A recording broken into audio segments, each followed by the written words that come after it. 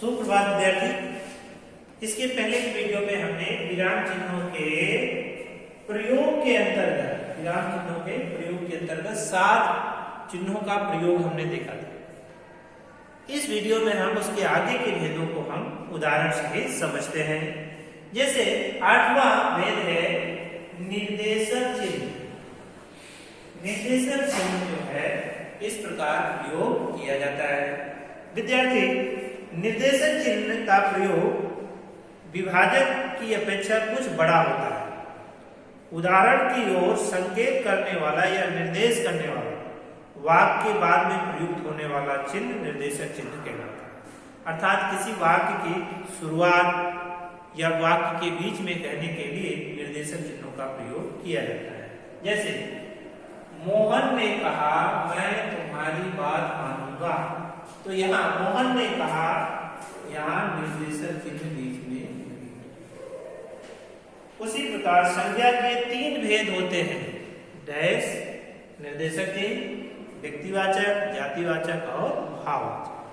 तो वहां निर्देशक चिन्हों का प्रयोग किया जाता है। अगला भेद है 9वां, उसको कहते हैं विवरण चिन्ह। विवरण चिन्ह, विवरण चिन्ह का चिन्ह इस प्रकार होता है। विवरण को आदेश चिन्ह के रूप में भी प्रयोग किया जाता है।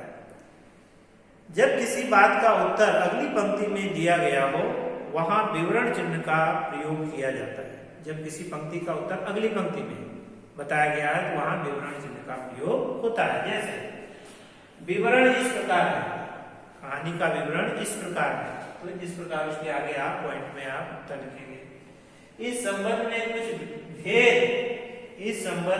कुछ भेद निम्नलिखित हैं, तो यहाँ पर आप विवरण चिन्ह का प्रयोग करेंगे और फिर मुद्दों सर उत्तर देंगे। 10वां है विद्यार्थी लाघव चिन्ह। लाघव का अर्थ को संक्षेप चिन्ह भी कहा जाता है। किसी शब्द को संक्षेप में लिखने की प्रक्रिया को जो है लाघव चिन्ह कहा जाता है। जैसे डॉक्टर, ये बड़ा है, इसको संक्षेप में डॉक्टर में यहाँ इस प्रकार का। पंडित, तो प लिख करके पंडित, तो इसको हम लाघव चिन्ह कहते हैं। अगला है कोष्टक चिन्ह। उसमें इस प्रकार का कोष्टक, 3 प्रकार के कोष्टकों का प्रयोग किया जाता है, उसे कोष्टक चिन्ह कहते हैं। तो कोष्टक चिन्हों का प्रयोग, इन चिन्हों का प्रयोग निम्नलिखित स्थितियों में किया जाता है।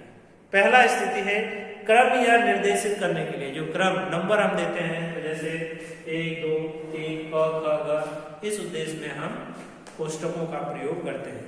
वाक्य के भीतर आए हुए शब्दों को स्पष्ट करने के लिए आपने अपने भाई राम, लक्ष्मण और शत्रुघ्न के प्रति राम के मन में बहुत प्रेम था, तो वो राम, लक्ष्मण, भरत और शत्रुघ्न को कोष्टक में लिखना होता है।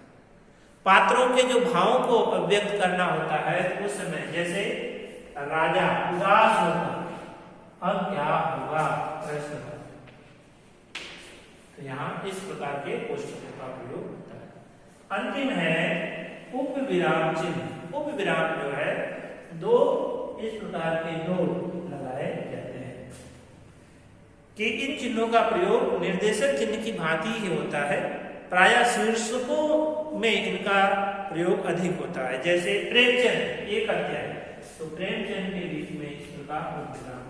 नई कहानी के कुछ प्रश्न, उपविराम का चिन्ह प्रयोग किया जाता है।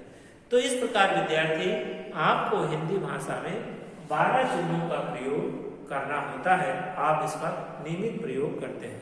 इसका सही प्रयोग करने पर ही भाषा के अर्थ में स्पष्टता आती है। धन्यवाद।